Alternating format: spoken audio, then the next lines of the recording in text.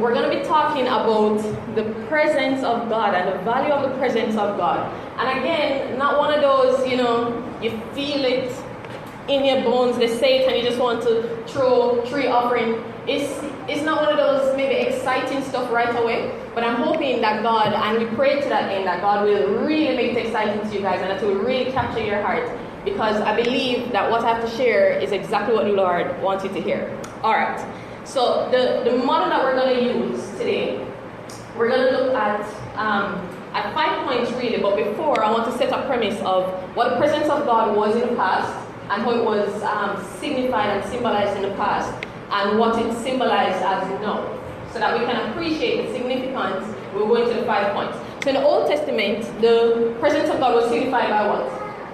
The Ark of the Covenant.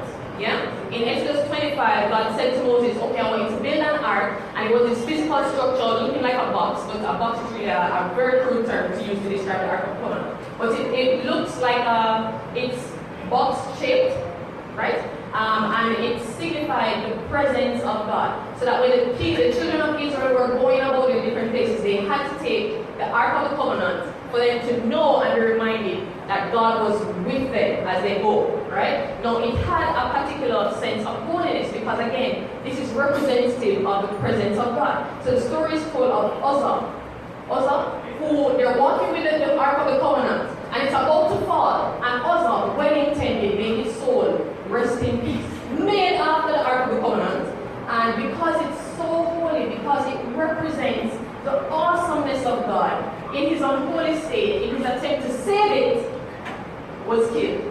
Yeah? Because he don't match up, right? He is not holy enough to bear the Ark of the Covenant. So those who carried it with long poles, so that none of them would physically actually touch the Ark of the Covenant. We get that? So that's the Old Testament symbolism of the presence of God. Also, there was the encounter that Moses had with God. Or the Old Testament, they would encounter God through seers, the prophets at the time. So the people would sit and they would wait and hope that the prophets hear something from God, and that would be my encounter with God. But only the priests and only the seers would have that encounter with God, where they could go into the Holy of Holies, encounter God, and come out and tell people what it's supposed to be. Alright? Then we come to the New Testament.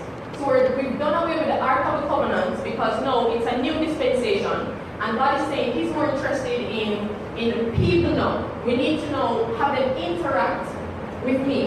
And so God sends his son, Jesus Christ, and that becomes the physical embodiment of the invisible God, that Jesus represents the presence of God. Because as much as he was 100% man, he was also 100% God. And so the presence of God was localized, so to speak, to Jesus. So when the disciples walked with Jesus, they walked in the presence of God. Yeah, when persons encountered Jesus, as he told stories on the mount, they encountered the presence of God. When people, met Jesus and they saw him in the distance, you climb a tree because you want to be in the presence of God. And so that was the presence of God, and it was symbolized in the New Testament.